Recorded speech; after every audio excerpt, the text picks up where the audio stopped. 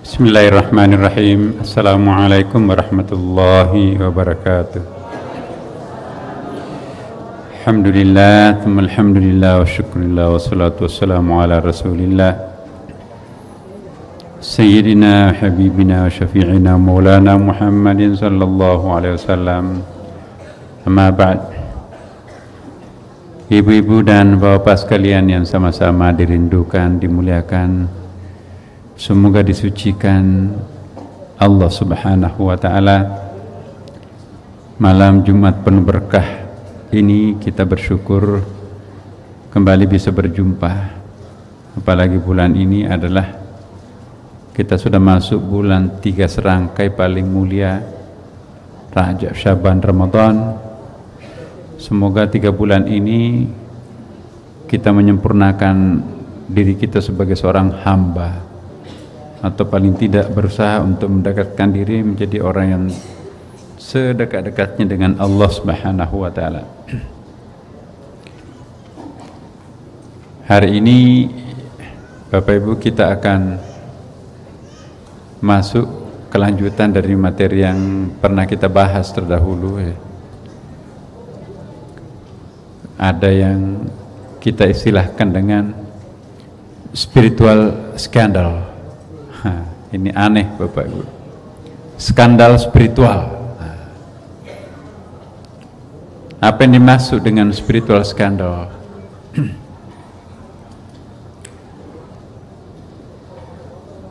Apa yang dimaksud spiritual dulu? Untuk sementara yang dimaksudkan dengan spiritual di sini ialah suasana kebatinan kita, rohani kita, ya, usaha untuk menjalin komunikasi hubungan terdekat dengan Allah subhanahu wa ta'ala. Itu yang disebut dengan spiritual. Biasanya antitesa daripada spiritual itu adalah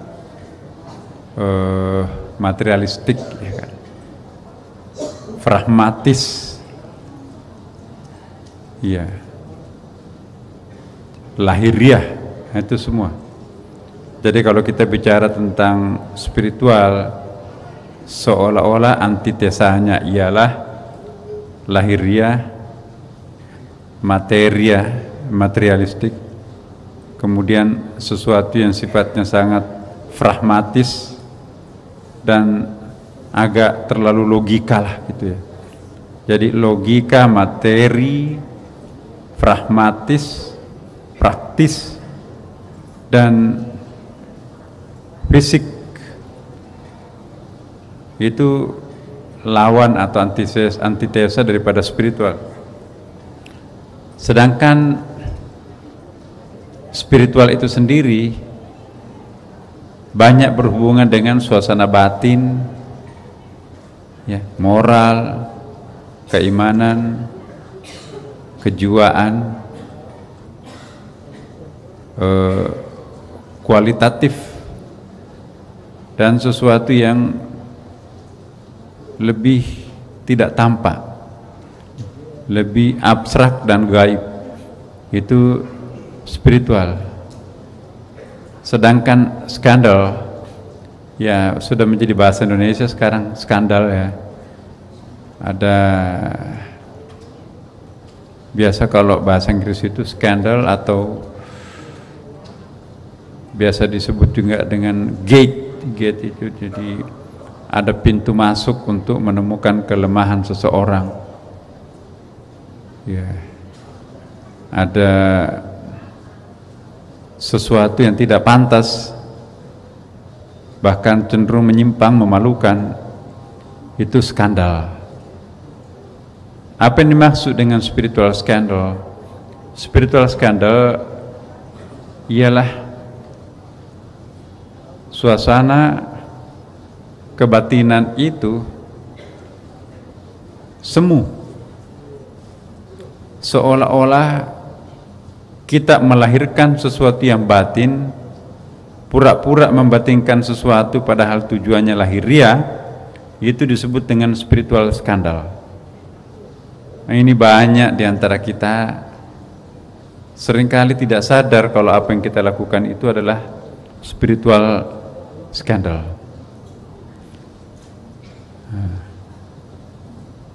Spiritual skandal terjadi ketika mengklaim dirinya sebagai orang yang suci. Aku paling saleh, aku paling banyak pahalanya, aku kan paling ahli ibadah. Atau mengklaim dirinya aku adalah pilihan Allah.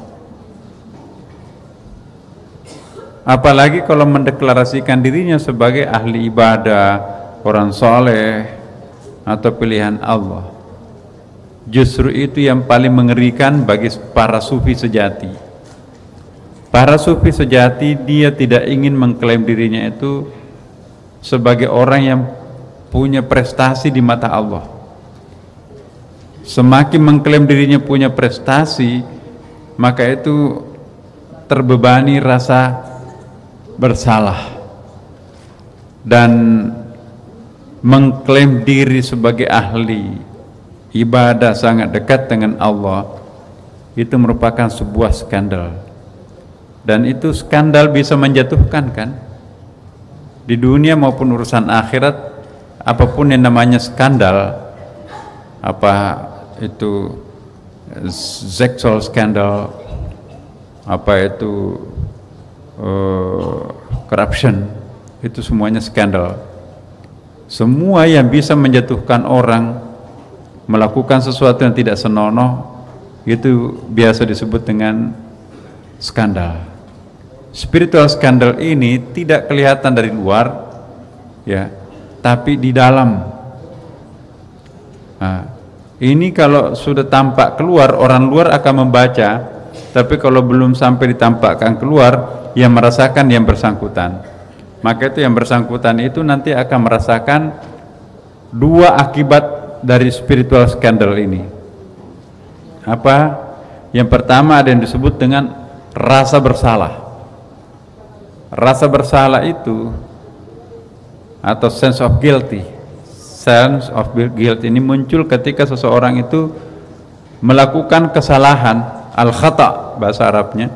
Khata'un itu kesalahan lebih bersifat horizontal. Contohnya, mungkin kita pernah berjanji kepada orang, nanti kalau saya dipromosi, aku akan bantu melunasi utangnya. Sudah turun dari jabatannya, gak pernah membantu orang itu. Itu skandal. Ya. Nanti kalau saya ke Jakarta, pasti saya akan kunjungi bapak atau ibu. Ternyata ketahuan pergi ke Jakarta, gak pernah main ke rumah. Itu ada guilty feeling nanti itu, rasa bersalah. Itu yang disebut dengan spiritual scandal. Sekecil apapun juga, bagi orang yang mensucikan diri itu bisa terasa besar. Spiritual scandal. Semua yang bertentangan dengan hati nurani itu bisa disebut dengan skandal spiritual. Spiritual scandal. Yang kedua ada disebut dengan rasa berdosa. Rasa berdosa ini adalah efek daripada spiritual scandal ini. Jadi sense of sin, ad-dzunub bahasa Arabnya. Dzunub ini lebih bersifat vertikal, yaitu hubungannya dengan Allah. Jadi kalau rusak hubungan kita dengan sesama manusia, sesama makhluk, jadi hablum minan nas atau hablum minal makhluqat, hablum ma'al makhluqat, rusak komunikasi kita dengan sesama makhluk, maka itu akan menimbulkan rasa bersalah, ya, sense of guilty, sense of apa itu ya, sense of guilty, jadi rasa nggak enak gitulah. Jadi Bapak Ibu sekalian, di dalam batin kita itu ada sesuatu yang tidak bisa kita bohongi. Apabila kita melakukan keburukan, entah keburukan kepada sesama manusia, apalagi keburukan dosa maksiat terhadap Allah, langsung itu kita akan merasakan guilty feeling, rasa nggak enak. Saya ingin tanya jujur Bapak Ibu, kalau kita habis melakukan dosa itu nyaman nggak? Nggak nyaman. Kenikmatan sesaat membawa ketidaknyamanan abadi. Dinikmati sesaat, tapi nggak bisa tidur seharian, 2 harian, 3 harian, 4 harian, baru agak enteng tuh. Nanti akan terasa enteng kalau kita minta maaf. Maaf Mbak, saya kemarin mau janji ke rumah, betul-betul saya nggak bisa karena anak saya sakit, ada juga tamu. Saya mau telepon, kebetulan nomor handphonenya nggak catat. Ya. Jadi kalau kita sudah minta maaf kepada yang bersangkutan, apalagi kalau yang bersangkutan mengatakan, oh nggak apa-apa, nggak apa-apa, kita juga namanya manusia biasa kok. Ya, malah saya terima kasih. Anda repot-repot minta maaf, nggak perlu, nggak ada yang bisa dimaafkan di sini. Kita juga semuanya sering seperti itu. Aku juga sering. Begitu kata maaf muncul dari relasi kita, itu plong kita kan Bapak Ibu. Udah kembali zero itu. Alhamdulillah, ini teman saya baiknya, penuh pengertian. Siapa yang bisa memberikan pengertian mudah kepada orang, siapa yang gampang memaafkan saudaranya sendiri, maka itu pertanda orang itu tidak bisa bercokol lama rasa bersalah pada dirinya sendiri. Kenapa? Karena diri yang bersangkutan itu enteng, gampang, mudah memaafkan. Orang yang mudah memaafkan Bapak Ibu, insya Allah Allah pun mudah memaafkannya. Kalau kita pelit memberi maaf, udahlah saya maafkan gak apa-apa kok, tapi ya aku punya hak untuk tidak bisa melupakan. Aku gak bisa melupakan, biar dia sebagai pelajaran. Nah, itu kalau ini bahasa nafsu itu, biar sebagai pelajaran, biar dia tahu rasa. Nah, itu bahasa nafsu itu. Bahasa rohani kalau keluarnya, ya udahlah, kita juga manusia biasa. Jangan-jangan saya melakukan lebih parah dari itu. Kembalikan kepada Allah. Itu bahasa spiritual. Jadi rasa bersalah muncul ketika seseorang melakukan kesalahan, al-khata. Kebanyakan faktornya disebabkan dari luar. Jadi rasa bersalah itu lebih banyak disebabkan dari luar diri kita sendiri. Berjanji kepada orang nggak ditepati, janji mau bayar utang nggak dibayar-bayar. Ya. Jangankan kepada orang lain, anak sendiri juga kalau kita janjikan tidak kita penuhi, itu juga kita merasa nggak enak. Ya. Apalagi orang lain. Kalau rasa berdosa, sense of sin, al-dzunub ini muncul ketika seseorang melakukan dosa. Kebanyakan faktornya disebabkan dari dalam. Dia nggak salat maghrib tadi, telat jam 9 pagi baru bangun, nggak salat subuh. Itu bukan dari luar, tapi dari dalam. Itu namanya al-dzunub, sense of sin-nya ini. Ini juga memberatkan seseorang. Ya. Mestinya dia hari ini puasa Kamis, ya. Tapi karena ada temannya traktir,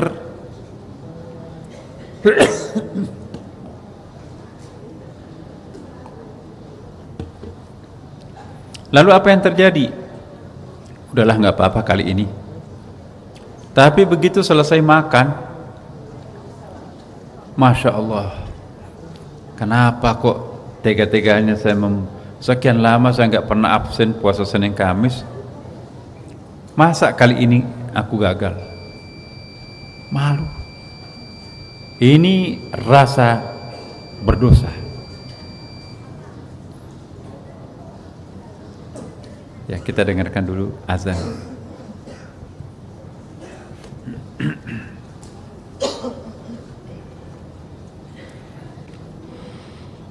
Allahu Akbar, Allahu Akbar.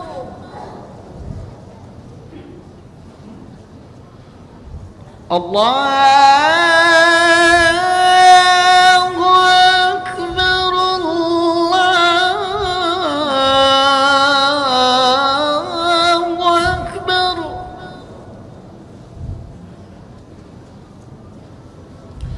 Asyhadu an la ilaha illallah.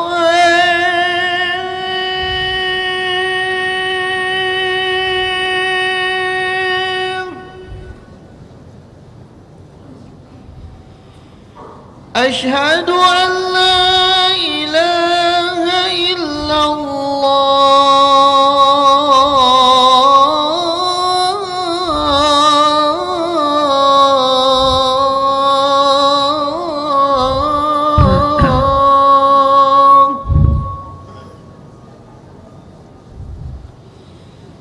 Asyhadu anna Muhammadar Rasulullah.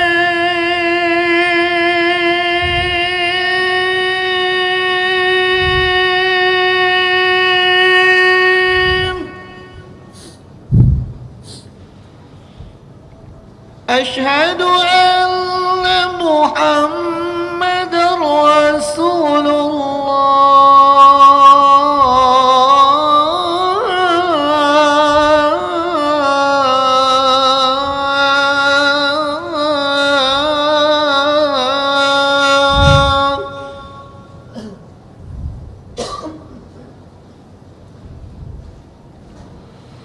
حي على الصلاة.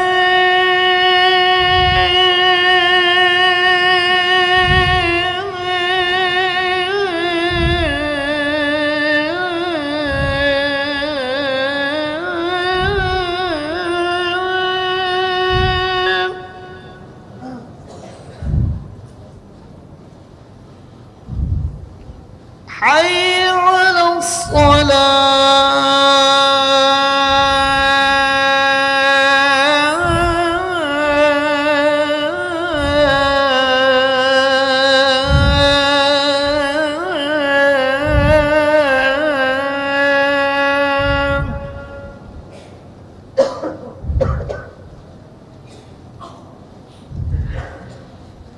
حي على الفلاح.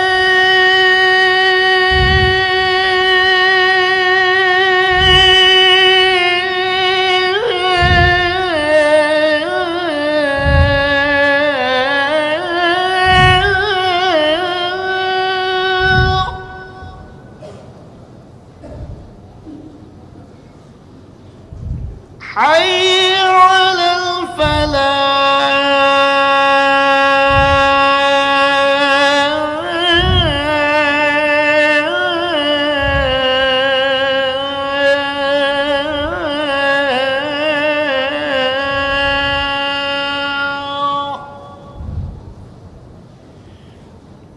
الله أكبر، الله أكبر. لا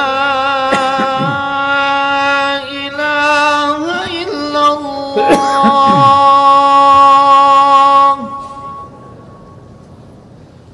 اللهم رب هذه الدعوة التامة والصلاة القائمة آت سيدنا محمد الوسيلة والفضيلة بالشرف والدرجة العالية الرفيعة وابعثهم مقاما محمودا الذي وعدته إنك لا تخلف الميعاد.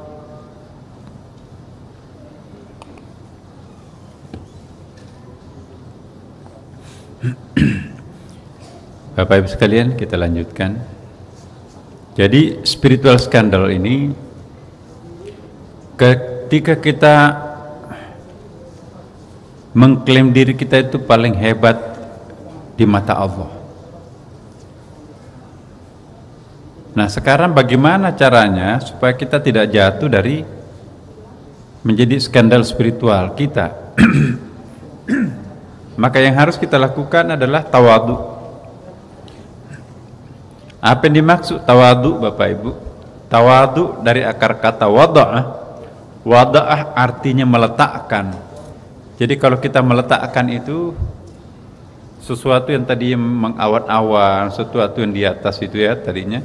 Nah, kita meletakkan, taruh di lantai, taruh di tempat yang rendah gitu kan. Tawadu orang yang menempatkan diri lebih rendah. At-tawadu'u hasanun. Tawadu itu adalah sebuah kebaikan. Tawadu itu sesungguhnya adalah sebuah kemuliaan. Ya.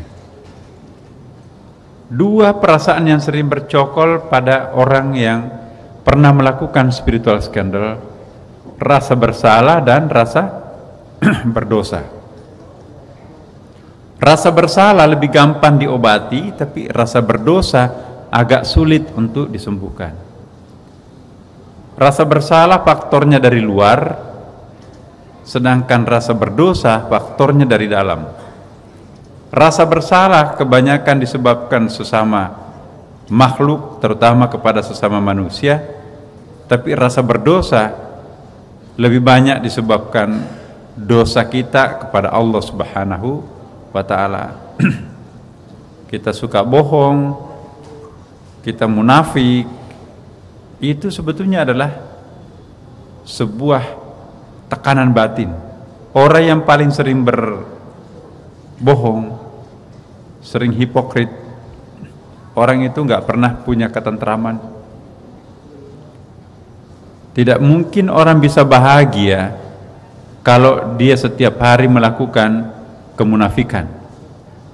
Kemunafikan itu Bapak Ibu bisa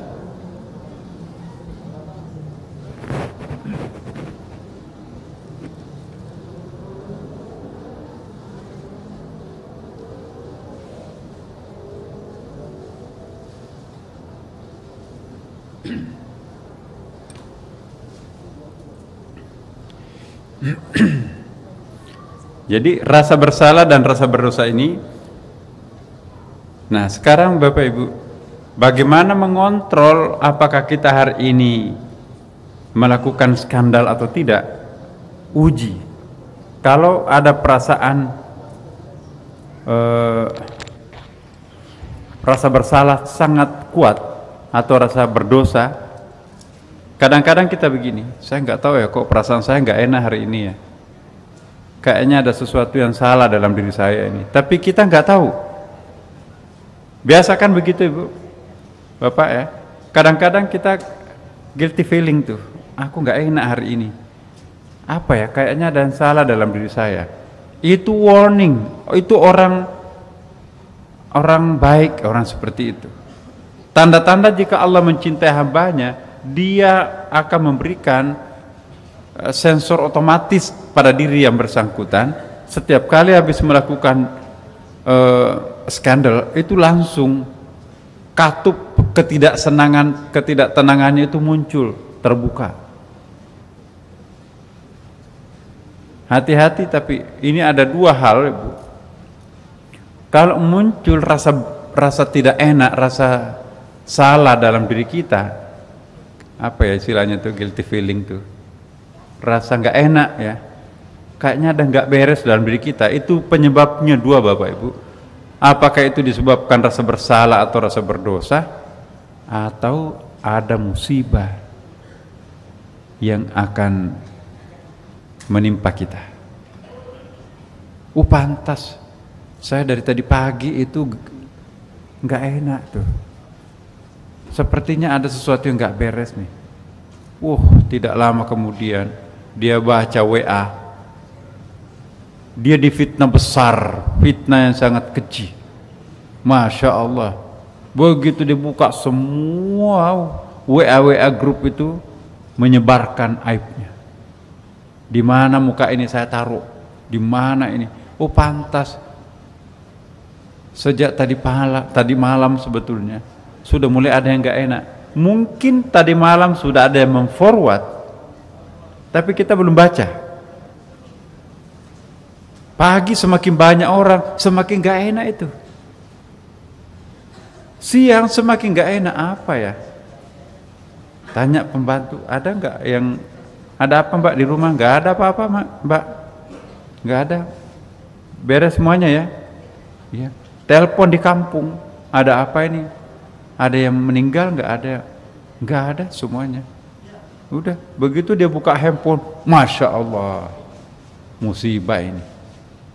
Nah, oh ini rupanya.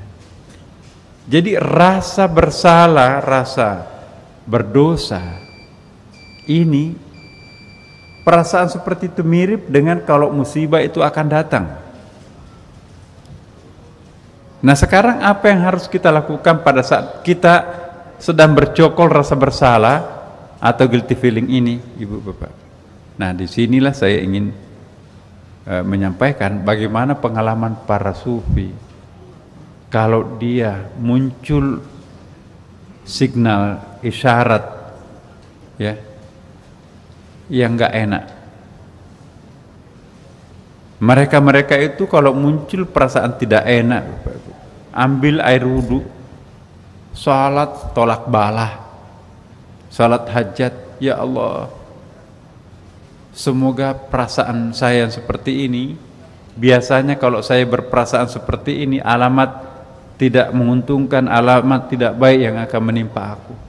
Nah pada saat kita mengalami perasaan seperti itu Bapak Ibu, langsung sempurnakan wirid hariannya. Mungkin Bapak Ibu pernah menerima wirid dari mursyidnya, dari syekhnya, dari orang-orang terdekatnya, ustadznya. Sempurnakan. Pokoknya jangan memberikan celah sedikit pun, ya, pagar dirinya dengan kedekatan diri dengan Allah Subhanahu wa taala. Salat duhanya biasanya hanya 2 rakaat, ini jadikan 6 rakaat. Ya Allah, saya nggak tahu apa yang terjadi dengan diri saya ini.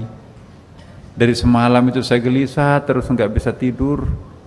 Ya Allah, ringankanlah beban ini seandainya itu ada musibah yang datang. Ya Allah, minimumkanlah risiko yang bakal mungkin saya peroleh akibat kesalahan yang pernah kami lakukan. Ya Allah, apa yang akan menimpa anak saya, keluarga terdekat saya, selamatkanlah kami. Berikanlah kemampuan untuk memiliki daya tahan terhadap cobaan-Mu ini ya Allah. Ya Allah, angkatlah musibah yang Engkau akan timpakan kepada aku ya Allah. Kalau kita sudah betul-betul tulus memohon kepada Allah, maka musibah yang akan jatuh pada diri kita itu adalah musibah yang paling enteng. Ada kisah nih Bapak Ibu. Pernah saya jelaskan di sini. Itu kalau orang dekat dengan Allah tidak pernah menerima musibah maksimum. Pada umumnya mereka menerima minimum. Bahkan musibah minimum itu enggak terasa musibah. Suatu saat seorang pemuda ahli masjid, ahli ibadah, baik sekali kepada jamaah. Pokoknya human relationnya bagus. Dilihat oleh seorang pemuda, ini orang baik sekali ya. Tapi sayang orang ini tidak panjang umur. Ini akan musibah besar yang menimpa dirinya orang ini besok nih. Rupanya ini adalah diberikan kemampuan untuk mukasyafah. Mukasyafah itu bisa melihat masa depan, bisa melihat secara transparan, bisa melihat apa yang akan terjadi pada diri seseorang. Tapi dia tidak mengumbarkan, dia bukan ahli nujum, dia bukan dukun. Mukasyafah itu hanya untuk dirinya sendiri, dia tahu. Dia menatap pemuda itu. Tuh, pemuda ini udah tampan, gagah, rajin, ahli ibadah, tapi sayang besok meninggal nih. Ya. Karena dia diperlihatkan ada batu meteor jatuh dari langit dan persis nanti itu akan menimpa rumahnya di tengah malam, sementara dia sedang tidur di rumahnya. Ya. Meteor itu lebih besar daripada rumahnya, pasti hancurlah. Ya. Akhirnya saling tatap menatap dua pemuda ini, dan keduanya tersenyum. Nah, misalnya hari ini hari Jumat, besok hari Sabtu meteor itu jatuh. Alangkah kagetnya si pemuda ini, hari Minggu masih melihat pemuda itu di masjid. Dia melihat dengan begitu heran, loh, kok masih ada? Padahal saya diperlihatkan Allah, orang ini pasti mati ya kemarin itu.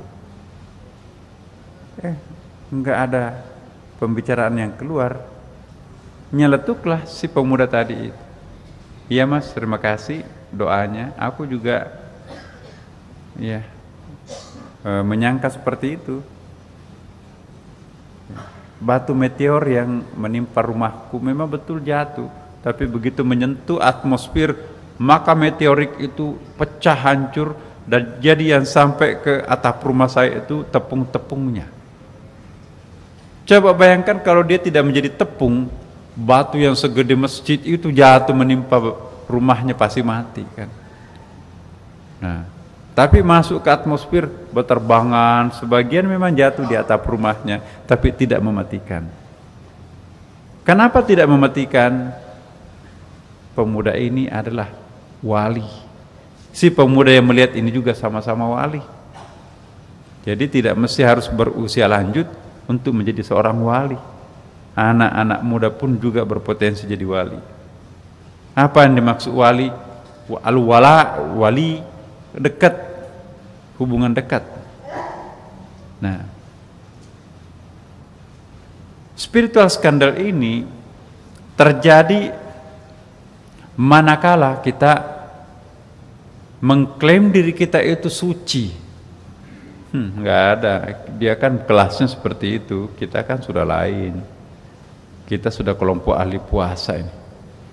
Nah, ini saya ingin mengingatkan bahwa malaikat itu pun sendiri pernah kena apa ya? Ada semacam spiritual scandal yang pernah menimpa malaikat. Ini diabadikan di dalam Al-Quran, surah Al-Baqarah tuh. Nggak kelihatan.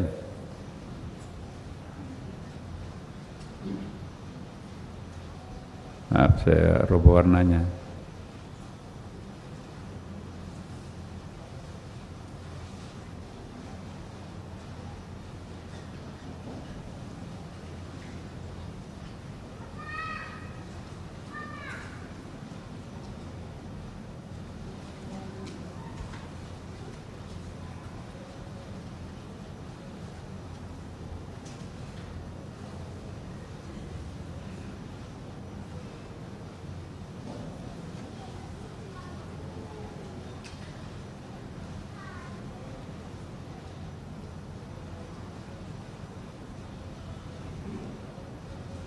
Iya.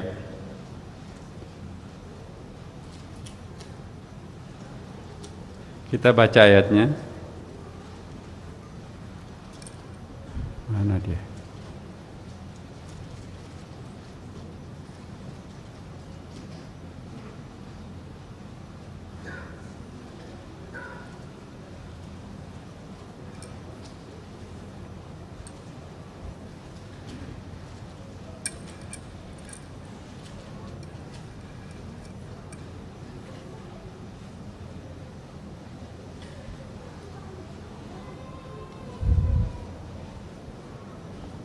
Di dalam surah Al-Baqarah ayat 30, Bapak Ibu di situ ada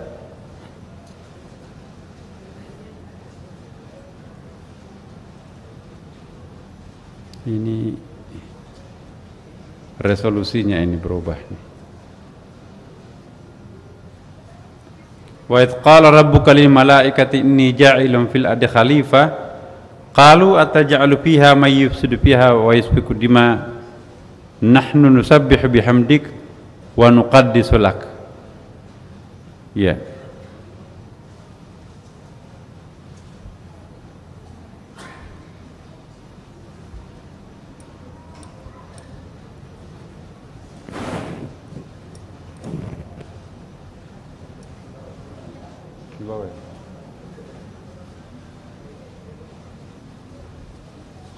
Mana operatornya?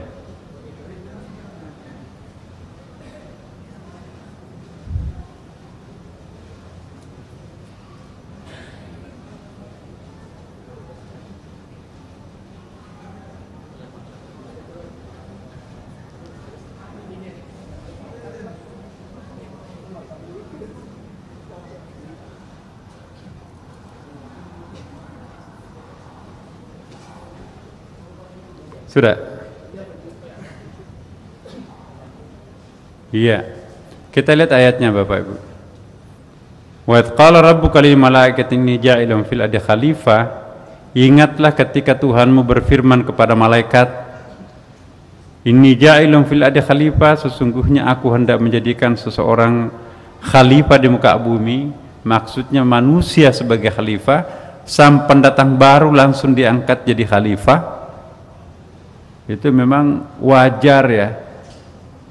Kalau ada orang yang jutaan tahun mengabdi kepada Allah, enggak dilantik jadi khalifah, pengganti atau representatif Tuhan, tiba-tiba si pendatang baru namanya manusia ini diangkat menjadi khalifah. Maka berkatalah malaikat, qalu ataj'alu fiha may yufsidu fiha wa yasfiku dima. Ya. Mengapa engkau hendak menjadikan khalifah di muka bumi itu orang yang akan membuat kerusakan padanya dan menumpahkan darah? Ini prediksi malaikat nih. Belum diciptakan manusia, malaikat sudah tahu bahwa manusia pada satu saat itu akan menyebabkan kerusakan. Terjadi nggak kerusakan alam sekarang? Sangat. Terjadi nggak pertumpahan darah sesama sekarang? Luar biasa. Itu prediksi malaikat, bukan doanya malaikat, tapi prediksinya malaikat. Jadi atas dasar ini malaikat protes atau setengah protes kepada Allah, ya Allah, mengapa kalau ada anak atau orang lain menyampaikan ke kita dengan redaksi seperti ini, Bu, kenapa itu yang engkau minta sebagai pejabat atau pengganti? Nah, oh nggak apa-apa Mas, itu pilihan saya. Sampai di situ Allah tidak tersinggung. Yang membuat Allah Subhanahu wa taala itu sedikit agak marah terhadap malaikat, potongan kata berikutnya, nahnu nusabbihu bihamdik wa nuqaddisu lak. Artinya apa? Kami yang kenapa engkau menjadikan manusia itu sebagai khalifah, sementara kami yang senantiasa bertasbih dengan memuji engkau dan menyucikan engkau. Jadi ada dua kan di situ. Malaikat menunjukkan kelemahan manusia nanti akan menyebabkan kerusakan alam. Yang kedua akan mengakibatkan pertumpahan darah. Sampai di situ Allah belum tersinggung. Allah itu mencintai dialog. Jadi Allah yang maha kuasa seperti itu pun juga cinta terhadap dialog. Iblis pun diajak berdialog. Kalau kita ngapain orang jahat seperti itu diajak berdialog? Ya. Ada dialognya Allah dengan malaikat, dengan iblis kan. Ma mana'aka an tasjuda lima khalaqtu biyadayya. Hai iblis, kenapa engkau tidak mau sujud terhadap manusia? Bukankah aku menciptakan manusia itu dengan kedua tanganku? Itu handmade banget itu. Karena itu kan diciptakan dari tanah, lihat busuk. Aku diciptakan dari api. Nah, itu disebut istikbar. Istikbar itu artinya takbur. Jatuh dia ke bawah ke neraka. Nah, inilah bedanya dengan iblis, antara iblis dan malaikat. Kalau iblis itu secara norak Saya nggak mau, aba wastakbara kan? Ada dua di situ kesalahannya iblis. Aba, menolak untuk sujud, menolak perintah Tuhan untuk sujud terhadap Nabi Adam. Wastakbara, dan takbur. Aku diciptakan dari api, si manusia itu diciptakan dari lumpur. Jorok, aku dong lebih hebat. Yang kalimat terakhir ini dan yang kedua membuat Allah itu marah. Ya. Diusir dia dari surga. Padahal iblis itu dulu nama aslinya itu Azazil. Azazil itu nama aslinya iblis. Azazil dari kata azza ya izzah, ketinggian, kesucian. Karena dialah panglimanya para abid, hamba-hamba. Yang paling taat beribadah itu dulu itu adalah iblis. Waktu itu namanya Azazil. Tapi begitu Adam diciptakan, fasjudu, sujudlah kalian kepada Adam. Kenapa saya mau bersujud? Saya kan diciptakan dari api, diciptakan dari tanah. Nah, akhirnya dia diusir keluar. Aba wastakbara, dia adalah pembangkang. Dan yang kedua, dia istikbar. Apa itu istikbar? Sombong. Jadi kalau tidak ingin dilaknat oleh Allah, jangan menolak perintah Allah. Dan yang kedua, jangan sombong. Kalau ada orang menolak untuk melakukan perintah Allah, dan orang itu juga mengangkat dirinya sombong tinggi-tinggi, itu persis dengan iblis tuh. Orang itu sebentar lagi akan jatuh. Nah, yang kedua, malaikat, Bapak Ibu. Malaikat itu tidak melakukan aba. Dia tetap sujud kan? Jadi malaikat itu sujud terhadap Nabi Adam, maka itu tidak disebut aba, tidak pembangkang. Dan yang kedua, malaikat itu juga tidak istikbar, tidak mengangkat asal-usul kejadiannya. Aku kan diciptakan dari cahaya, sedangkan manusia itu kan dari tanah. Malaikat tidak mengucapkan seperti itu, tapi yang membuat Allah agak tersinggung karena dia menepuk dadanya. Nahnu nusabbih bihamdik wa nuqaddisu lak. Akulah yang selama ini senantiasa bertasbih dan memuji engkau, mensucikan engkau. Nah, apa jawaban Allah? Qala, Allah berfirman, inni a'lamu ma la ta'lamun. Dalam ilmu balaghah, kalau Allah menggunakan huruf redaksi seperti ini, marah itu. Sesungguhnya aku lebih tahu daripada kalian. Marah Tuhan di situ kan. Lanjutan ayat itu 31, 32, malaikat minta ampun di situ kan. Ya.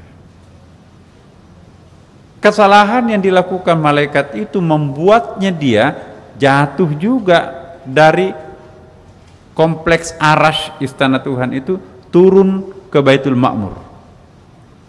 Begitu Allah mengatakan inni a'lamu ma la ta'lamun, seluruh malaikat di langit itu menangis seraya memutari istana Tuhan Arash. Ya Allah, ampunilah kelancangan kami. Kenapa aku menyebut menepuk dadaku ahli ibadah? Itu skandal. Itu spiritual skandal. Jadi kalau tidak ingin melakukan spiritual skandal yang menyebabkan kejatuhan, jangan melakukan skandal. Skandal spiritual itu ketika kita memuji diri kita, menepuk dada kita, aku adalah ahli ibadah. Persis yang dilakukan oleh malaikat. Jadi malaikat itu juga pernah jatuh, Bapak Ibu. Tadinya tempat tinggalnya malaikat kompleksnya itu di Arash. Akhirnya berapa hari itu dalam kitabnya dalam kitabnya Imam Al-Ghazali, muter tuh, memutari, tawaf mengelilingi Arash sambil nangis istighfar. Ya Allah, ampuni aku. Nanti ke hari, kalau saya nggak salah itu hari ke-41. Hai malaikat, turunlah kalian ke Baitul Ma'mur, miniatur Arash. Jadi Allah menciptakan tempat di bawah Arash, istana Arash itu, Baitul Ma'mur namanya, persis sama, jadi kayak taman mini itu, miniaturnya Arash. Disitulah malaikat melanjutkan pertobatannya, tawafnya. Disitulah malaikat Adam dan Hawa juga ikut serta dengan malaikat bertawaf mengelilingi miniaturnya Arash, yaitu di Baitul Ma'mur. Akhirnya Nabi Adam pun juga bersama istrinya melanggar.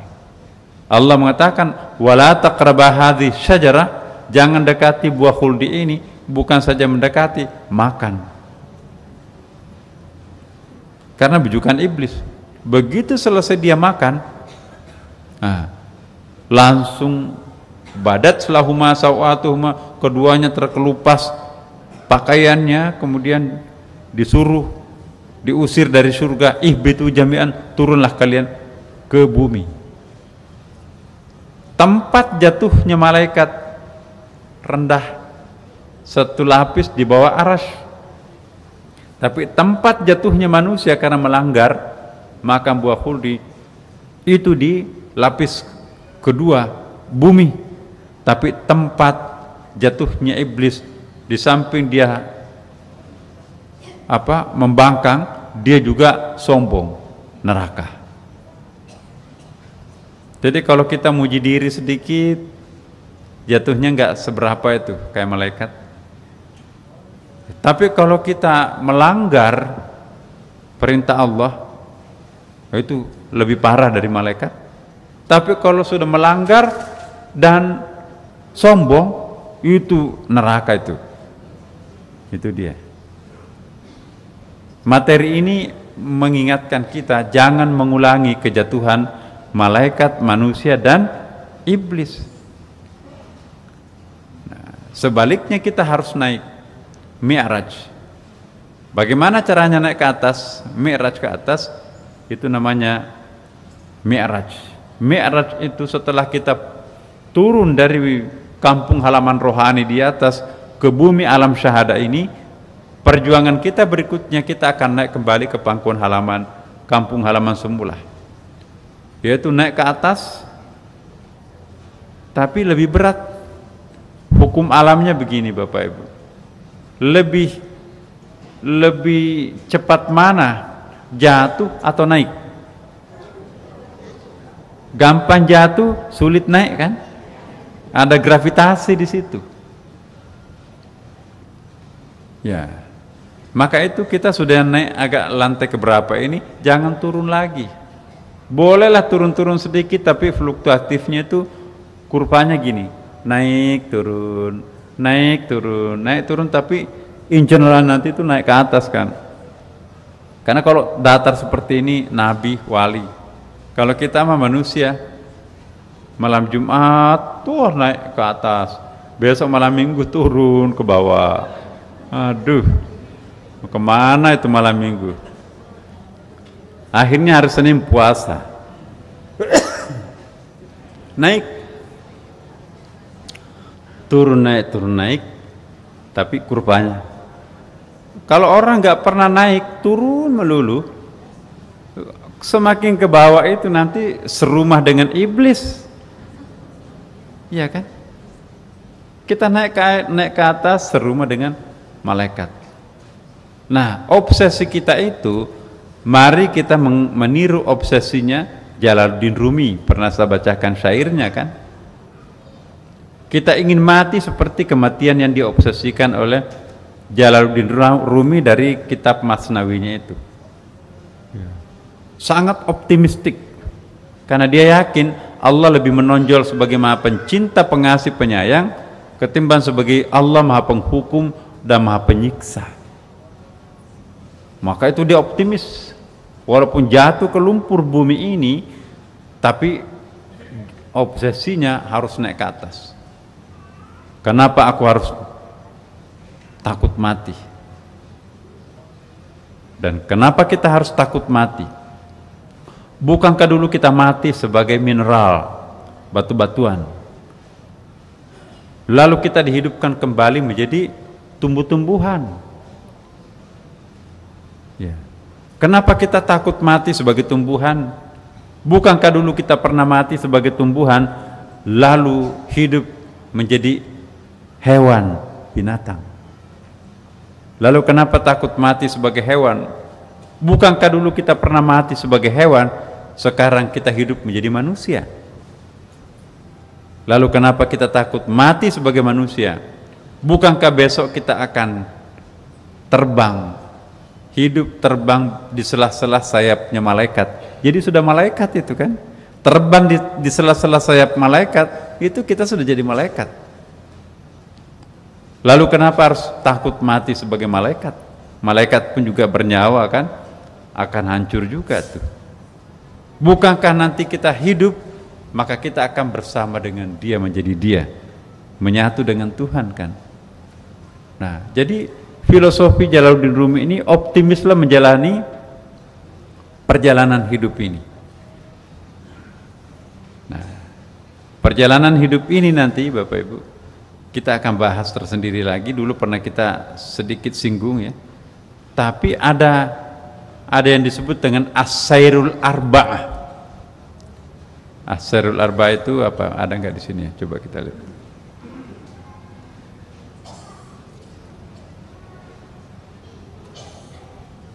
Wah, ada di sini.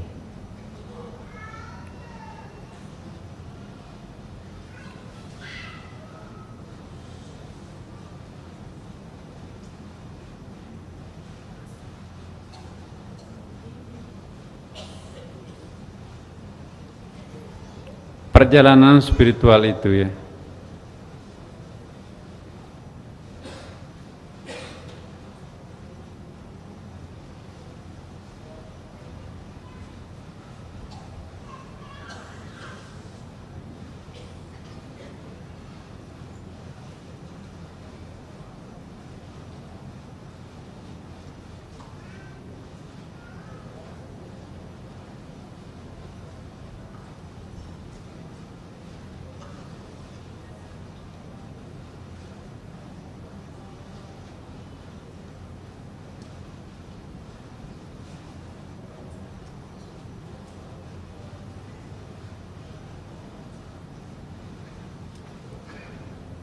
iya, ada yang mengatakan Al-Hadratul Arba'ah, ada yang mengatakan Al-Hadratul Khamsah, the five divine essence. Ada. Oh, kenapa ya? Di situ. Oke, ini.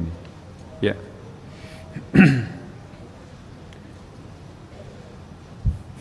Ini yang kita akan bahas mendalam Bapak Ibu. Ada Al-Hadratul Khamsah,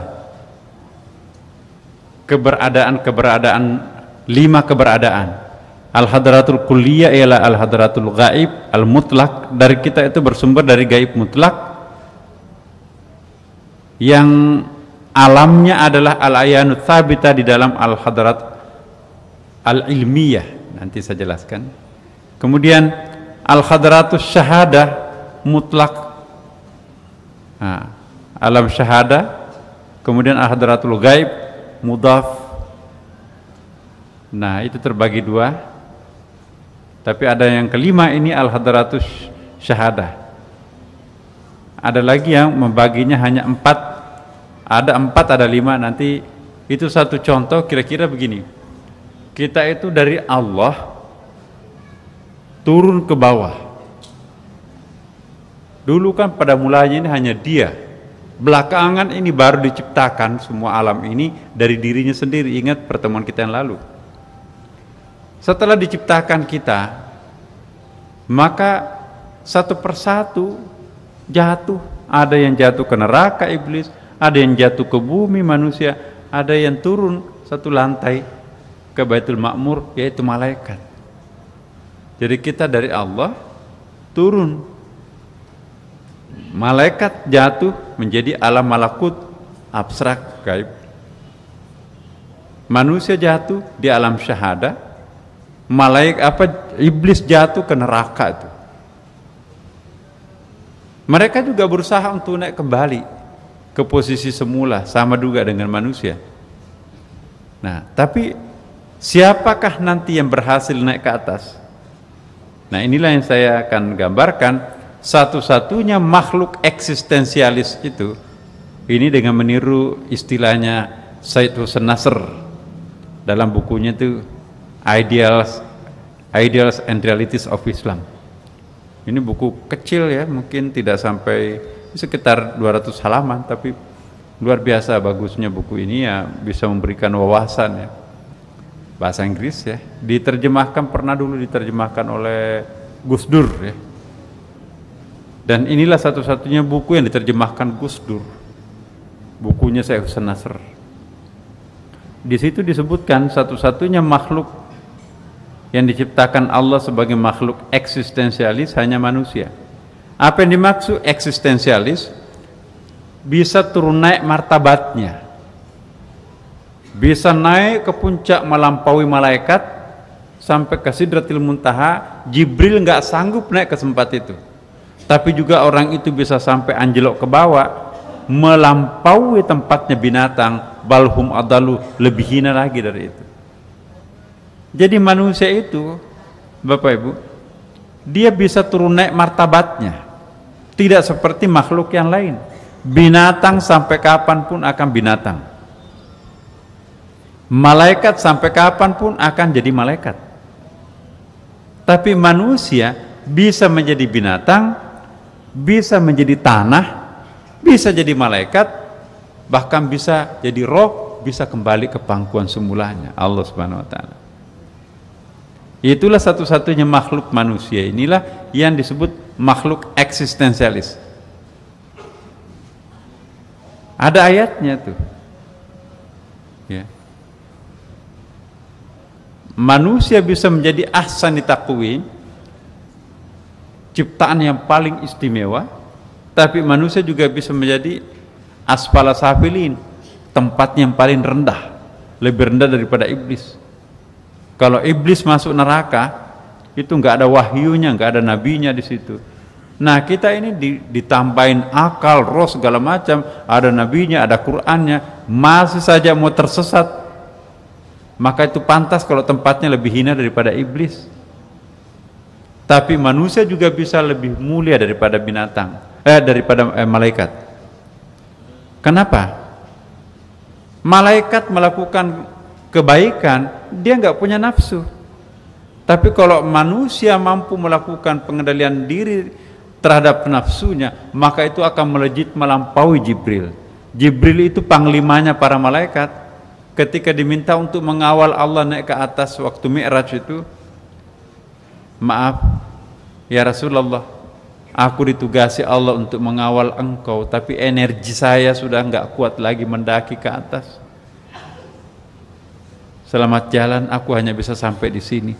Istilah hadisnya, terkapar kedua sayapnya iblis, malaikat Jibril tidak sanggup naik ke atas, tapi Nabi Muhammad melejit ke atas inda Sidratil Muntaha, tempat yang tidak pernah ada yang sampai ke tempat itu selain hanya Nabi Muhammad sallallahu alaihi wasallam.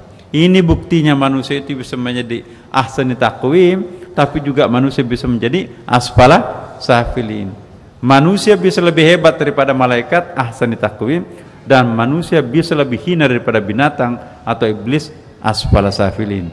Nah, sekarang kita jamaah Sunda Kelapa di sini mau jadi apa?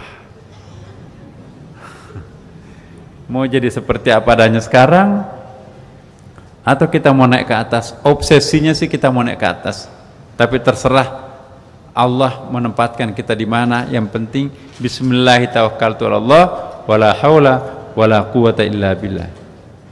Terakhir Bapak Ibu sekalian, kita lihat ini.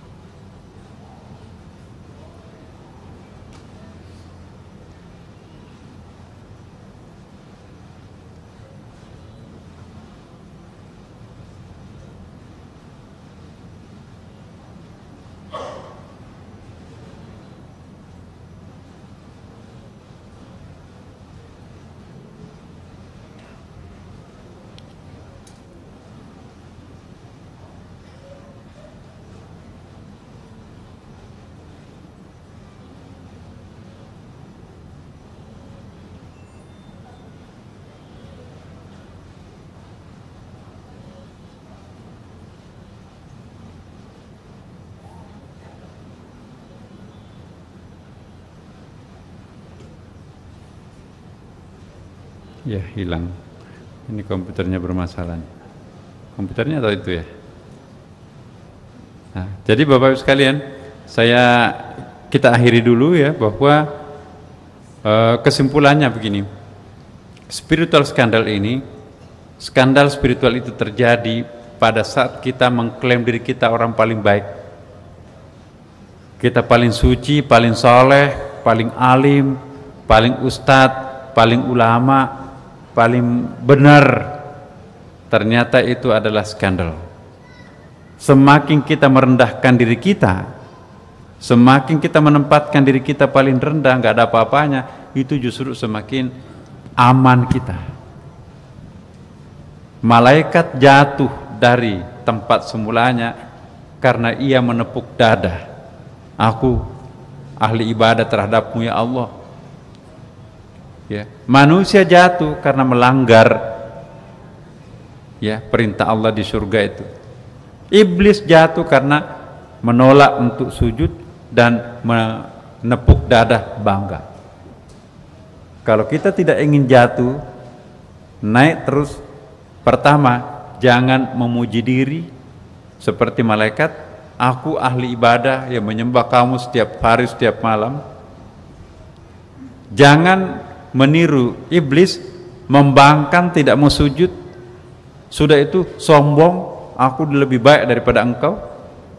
Yang ketiga, jangan mengambil sifat dasar kelemahan manusia, enggan untuk melakukan perintah dan cenderung untuk melakukan pelanggaran.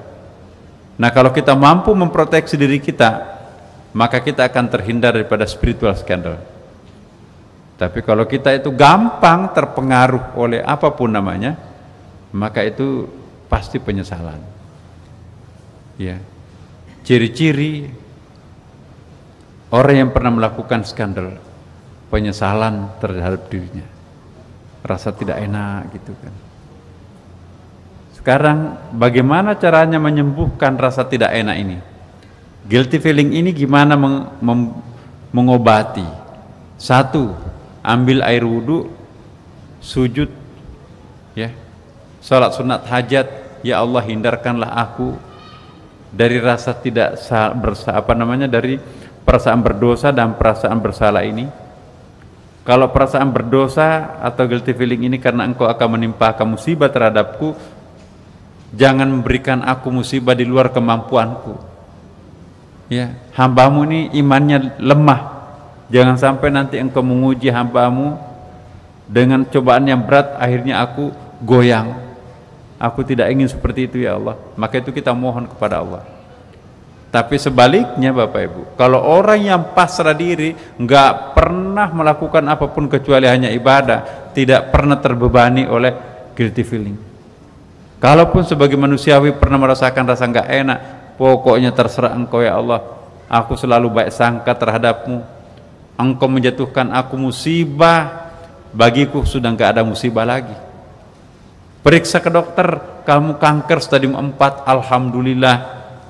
Inilah caranya membersihkan dosa yang pernah kami lakukan ya Allah. Di fitnah yang sangat keji, alhamdulillah, pencuci dosa yang paling ampuh adalah fitnah. Dicopot jabatannya, alhamdulillah, inilah caranya engkau memproteksi aku. Kalau nanti menjabat terus, mungkin di dunia aku dipermalukan, di akhirat aku masuk neraka. Terima kasih. Kalau orang sudah pasrah seperti ini, apapun yang datang dari Allah, dia syukuri. Itulah yang disebut dengan syakur. Jadi ingat perbedaan syakur dengan syukur.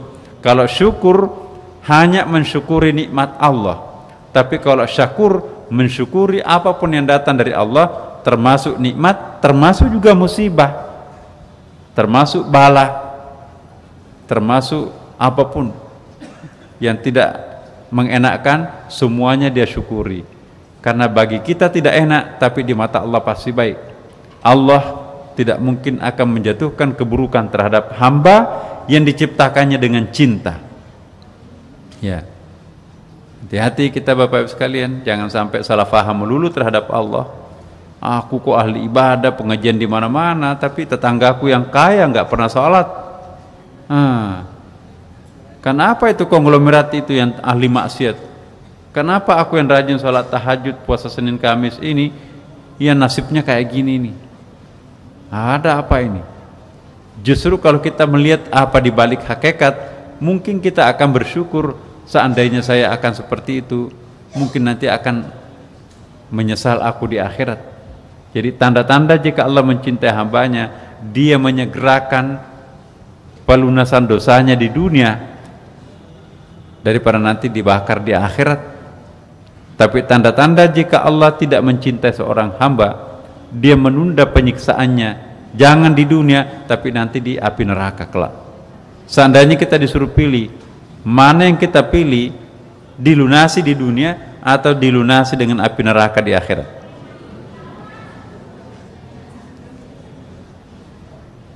Kalau saya dua-duanya jangan, yang penting diampuni kan. Kalau diampuni nggak ada siksaan di dunia, nggak ada di akhirat. Dan Allah membuka pintu, 3 pintunya Allah loh Bapak Ibu. Ada At-Tawwab menerima taubat kita, ada Al-Ghafur menutupi dosa kita, ada Al-Afu mengikis habis dosa kita. Kalau sudah Allah At-Tawwab, Al-Ghafur, Al-Afu, masuklah kita Ar-Rahman. Kalau sudah Ar-Rahman, masuklah kita ke Ar-Rahim. Puncak daripada segala puncak cinta Allah kepada hambanya, manakala Allah menghampiri hambanya dengan Ar-Rahim. Tangan-tangan Ar-Rahim ini adalah sentuhan kasih Allah Subhanahu wa taala. Enggak mungkin kita bisa masuk ke pintu Ar-Rahim sebelum melewati pintu At-Tawwab, sebelum melewati pintu Al-Ghafur, sebelum melewati pintu Al-Afu, Ar-Rahman, baru Ar-Rahim. Jadi Ar-Rahim itu adalah luar biasa. Semoga kita semuanya di sini sudah berada dalam pintu Ar-Rahimnya. Al-Fatihah. A'udzubillahi minasyaitonirrajim. Bismillahirrahmanirrahim. Alhamdulillahirabbil alamin. Arrahmanirrahim. Maliki yaumiddin. Iyyaka na'budu wa iyyaka nasta'in. Ihdinas siratal mustaqim, siratal ladzina an'amta 'alaihim ghairil maghdubi 'alaihim waladdallin. Wassalamualaikum warahmatullahi wabarakatuh.